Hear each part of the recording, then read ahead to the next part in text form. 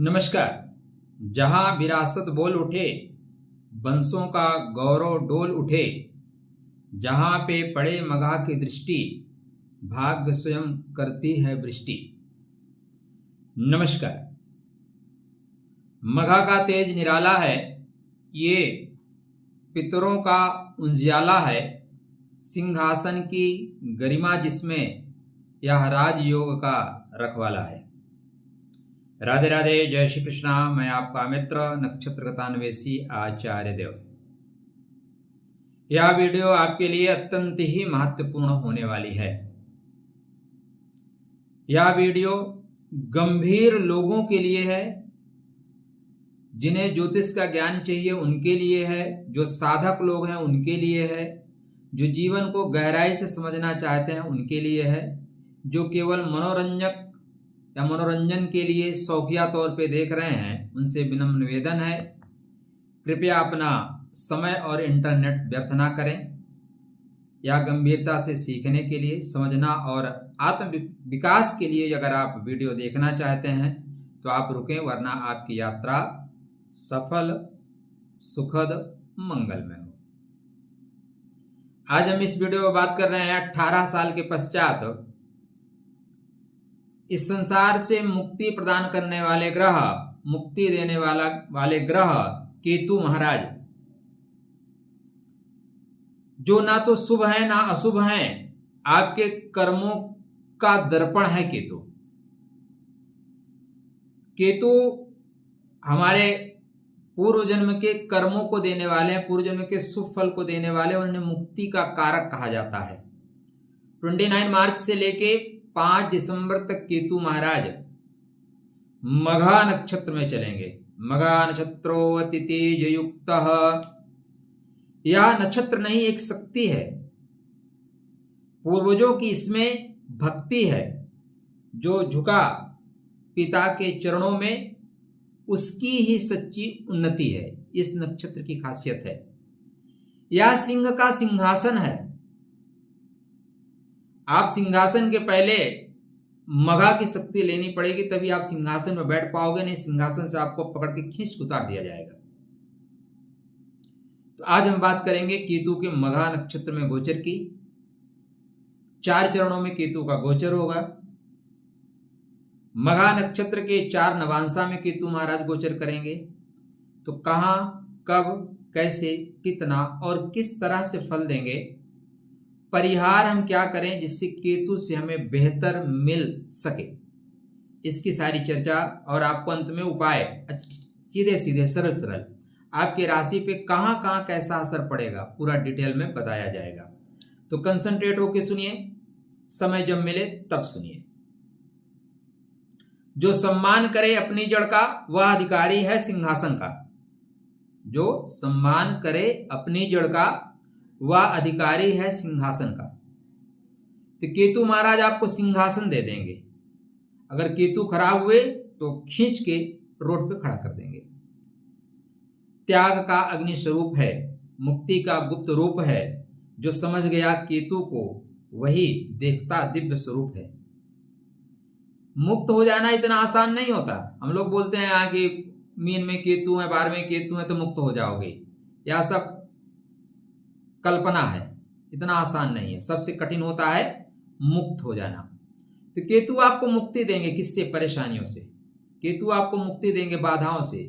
केतु आपको मुक्ति देंगे व्यर्थ की उलझनों से। तो केतु को पहले समझ लीजिए कि अगर केतु कंडीशन क्या है आपके बर्थ चार्ट में, पहले आप ये चेक कीजिए। राज छीन ले, ताज गिरा दे, अहंकार को पल में मिटा दे, जो झुक जाए परमात्मा के चरणों में, उसे मोक्ष का द्वार दिखा दे। ये केतु है। केतु वास्तव में ना तो शुभ है ना अशुभ है, किंतु केतु के मूला, केतु का मघा, केतु का शनि नक्षत्र जहां जहां प्रभाव डालेगा उस पार्ट को केतु चमका देंगे। केतु आपके बर्थ चार्ट में जहां पे भी बैठे हैं, लगन से लेकर द्वादश भाव तक, उस भाव को मजबूत करने की कोशिश करेंगे। आपका जन्म 7 तारीख को, 16 तारीख को, 25 तारीख को हुआ है। आपके ग्रह मघा में, मूला में, अश्विनी में जो भी ग्रह हैं उनमें गति आने वाली है, वो विस्फोट कर सकते हैं, शुभ और अशुभ दोनों। ये आप देख लीजिए। तो मघा नक्षत्रों को शास्त्रकारों ने बहुत बड़ा नक्षत्र माना है। मघा नक्षत्रो अति तेज युक्त, आकाशीय बिजली है, जहां गिरता ध्वस्त कर देता है, समझौता नहीं करता, आमने सामने मघा को हराया नहीं जा सकता। मघा को छल से ही मारा जा सकता है, चक्रव्यूह का सृजन करके मघा को मारा जाता है। इसलिए विवेक मत छोड़िए, पिता का सानिध्य रखिए, पिता का साथ रखिए।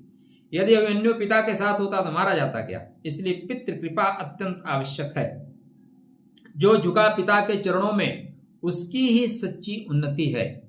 यह पितृ नक्षत्र है, तो पहले पिता उसके बाद पितृ।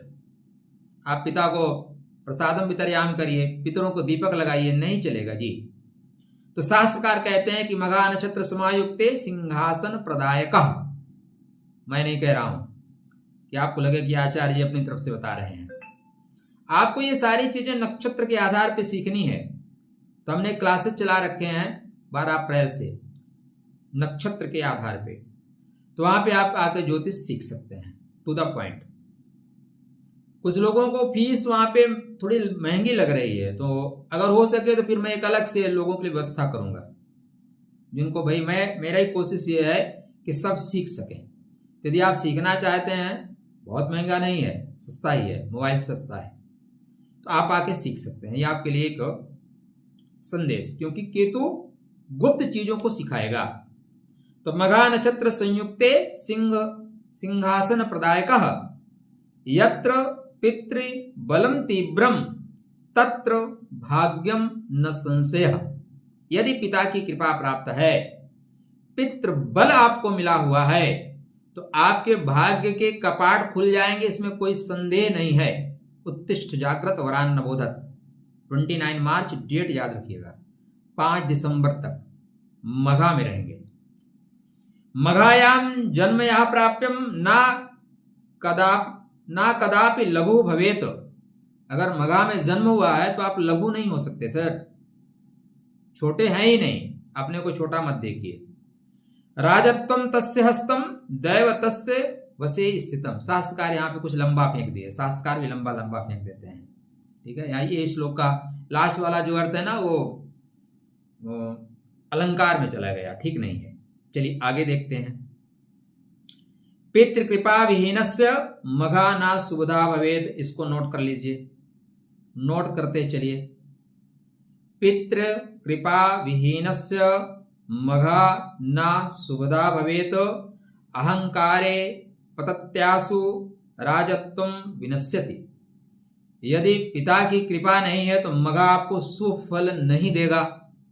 तो जिन लोगों से पिता के 36 के आंकड़े हैं, भाई साहब सावधान हो जाइए। सच कहना मेरा धर्म है, स्वीकार करना ना करना आपका धर्म है। मैं वीडियो कतई इसलिए नहीं बना रहा हूं कि आप चैनल को सब्सक्राइब कर लीजिए। आपके अगर इतना विवेक है तो कर लोगे, विवेक नहीं है तो आप अभी तक आप चले गए होंगे। व्यूज ज्यादा आए कोई फर्क नहीं पड़ता, लेकिन अगर इस वीडियो को 1000 लोग भी देखते हैं, 100 के जीवन में परिवर्तन आता है, मेरे सब्सक्राइबर भी आ गए, मेरे व्यूज भी आ गए, ज्यादा नहीं चाहिए।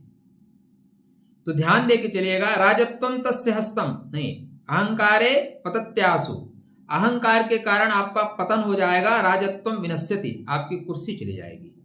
यदि आप पिता से पिता तुल्य लोगों का अपमान करते हैं, बड़ों का अपमान करते हैं, कुल परंपरा कुल वैभव का आप ध्यान नहीं रखते। जैसे मैं जब लाइव आता हूं, मैं लोगों को मैसेज देता हूं कृपया हिंदी में लिखिए, वो इतना अंग्रेजी में लिखते हैं जैसे अंग्रेज की औलाद हो। अरे अपने मातृभाषा का भाई साहब सम्मान करना सीखिए। चीजें छोटी छोटी करके कनेक्ट की जाती हैं, बड़ी करके नहीं। तो ये आपको सब कुछ सीखना पड़ेगा। जहां पे अंग्रेजी बोलने की जरूरत है, फर्राटेदार अंग्रेजी बोलो, अंग्रेज भी शर्मा जाए। लेकिन आप अपने घर में माँ के सामने अंग्रेजी बोलो, बहन के सामने अंग्रेजी बोलो, नहीं, मातृभाषा में बात करो। ये सारी छोटी छोटी टेक्निकल चीजें मघा से जुड़ने के लिए हैं। मघायाम केतु गोचरे पितृशक्ति प्रबोधिता। अब वीडियो स्टार्ट हो रहा है। अभी तक तो क्या था, केतु और मघा को जानने का स्वरूप था। सिंहासनम कंपते तत्र कर्म फल प्रकाशनम। जब केतु मघा में प्रवेश करें तो सिंहासन पर बैठे लोग कांप जाते हैं, क्योंकि उनके कर्मों का फल उन्हें प्रत्यक्ष इंट्यूशन में दिखाई देना शुरू करता है। कहो नरेंद्र, मजा आ रहा ना, अब दिखना शुरू हो जाएगा। जो जैसा करेगा उसके साथ। तो यहां पे सत्ताएं छीन ली जाएंगी, नए लोगों को सत्तासीन किया जाएगा। केतु जिनके शुभ हैं, जिनके कर्म शुभ हैं, उन्हें सत्ता पे बैठने का अधिकार मिलेगा, लेकिन जिन्होंने गलत तरीके से उपयोग किया है उनको केतु सिंहासन से बाहर खींच के खड़ा कर देगा। केतुर मघा समायुक्ता रहस्यम उद्घाटेत। जब केतु मघा में प्रवेश करेंगे तो आपके पिछले 18 वर्ष के कर्मकांड खुलेंगे, फाइल खुलेंगी दोस्त, सबकी फाइल खुलेगी। गूढ़ कर्म प्रभावेण भाग्यम च परिवर्तते। आपके पिछले जन्म के गूढ़ कर्म की वजह से, पिछले समय के गूढ़ कर्म की वजह से आपका मार्ग प्रशस्त कर दिया जाएगा, भाग्य के कपाट खोल दिए जाएंगे, ताला टूटेंगे। केतुर मगे स्थितो यत्र त्याग मार्ग प्रदर्शेत, यह लास्ट लाइन है। राज्यम च विरक्तिम च स्वकर्मेण लभ्यते। जब केतु मगा में स्थित होंगे तो त्याग का मार्ग प्रदर्शित किया जाएगा। राज्य मिलेगा या विरक्ति मिलेगी, यह आपके कर्मों के आधार पे डिसाइड होगा। चलिए वार्ता करते हैं आपके राशि पे इस गोचरी असर का क्या, कहां, कब, कैसे फल मिलेगा। मेष लगन मेष राशि के जातकों के लिए यह जो केतु की गोचरी स्थिति बनेगी वह पंचम भाव में बनेगी।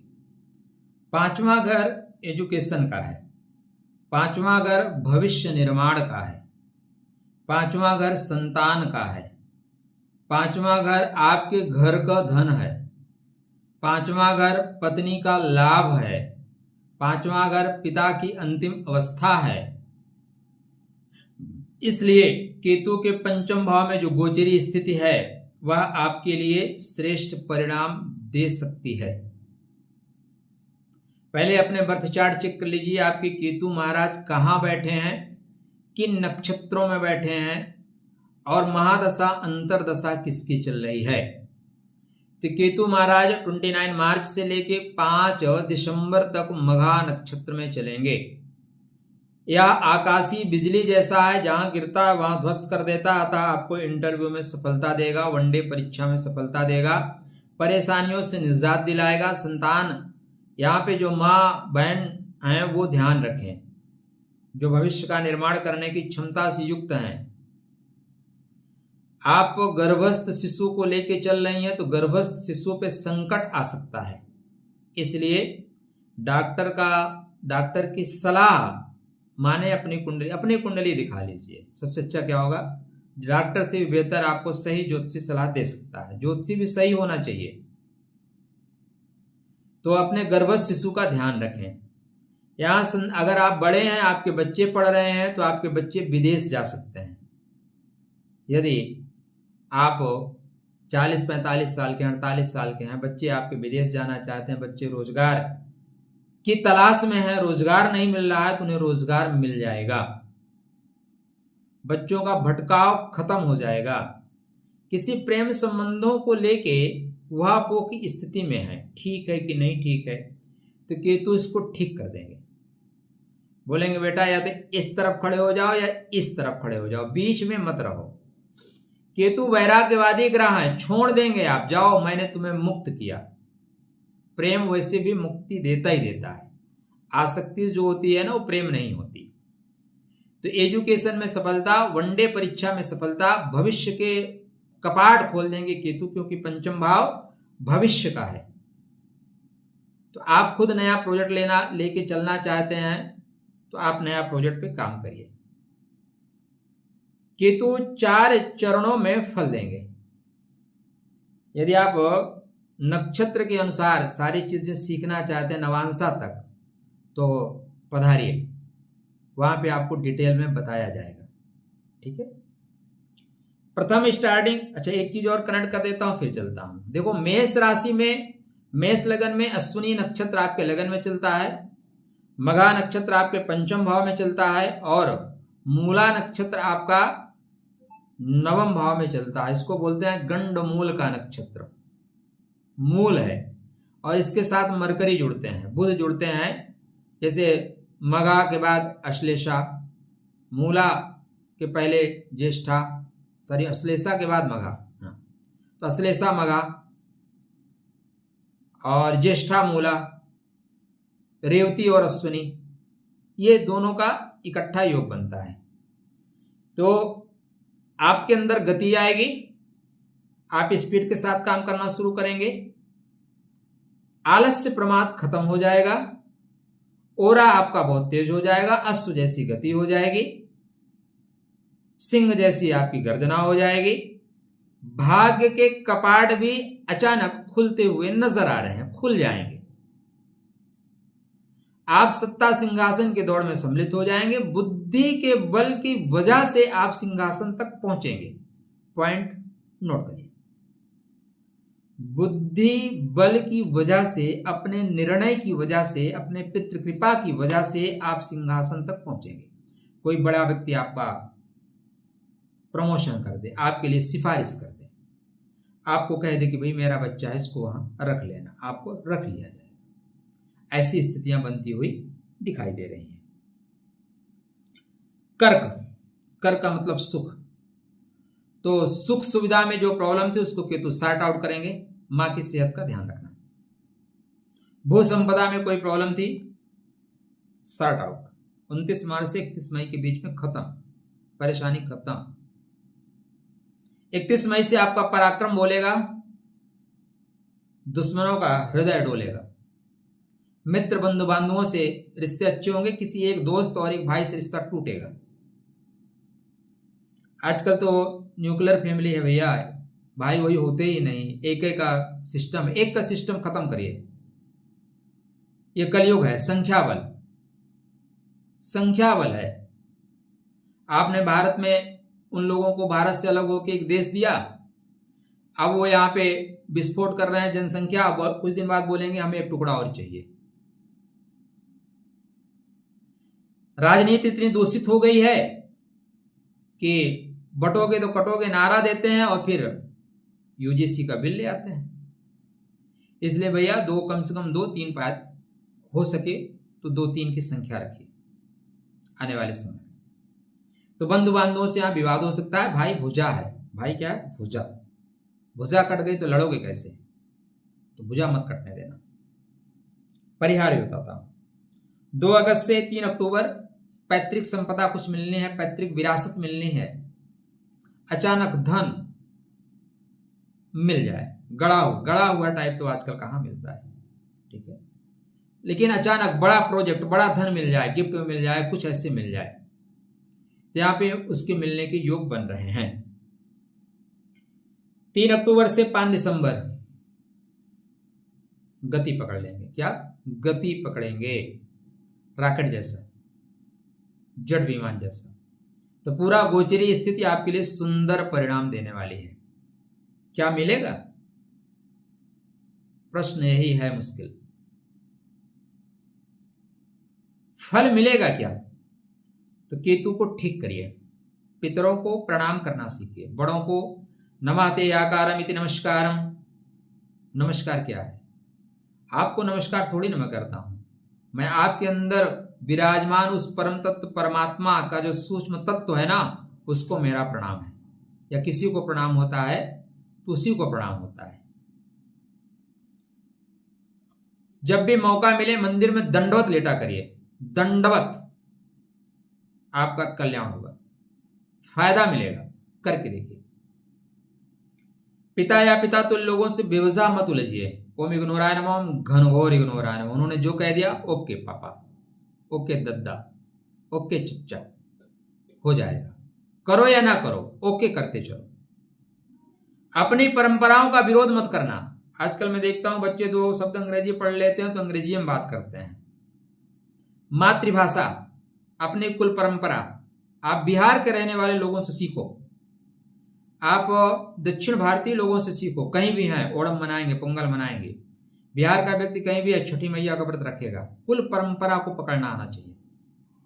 इसके लिए उनको नमस्कार है। जो भी अपनी परंपराओं को छोटे पायजामा को पकड़ लो, फ्राइडे को इकट्ठा होगा भीड़ के साथ, रोड पे नमाज पढ़ेगा, लेकिन पढ़ेगा। परंपराओं को पकड़ो। उन्होंने परंपरा को पकड़ा है और आप सब इनोसेंट पढ़ लिख लिए तो शर्म आती है जी, खत्म हो जाओगे। तो महाराज इस चीज का ध्यान रखना। केतु के मंत्र का जाप करो, ओम गम गणपतये नमः। गणेश जी को दुर्वा चढ़ाओ। केतु का सीधा संबंध गणेश जी से। जो विकलांग है, जो दिव्यांग है, जिनके हाथ नहीं है, पैर नहीं है, नाक नहीं, कुछ न कुछ कटा हुआ है, उन्हें कुछ दे सकते हो, पत्रम पुष्पम फलम तोयम, दे के चलिए, चीजें बेहतर होंगी। कुत्ता, कौवा, इनको कुछ खिला सकते हो, खिला देना। प्रत्येक माह में जब चंद्रमा मघा नक्षत्र में आए तो बट वृक्ष पे एक दीपक लगाना, पितरों के निमित्त एक दीपक लगाना। अमावस्या के दिन पितरों के निमित्त तर्पण किया करो, सुंदरतम परिणाम मिलेगा।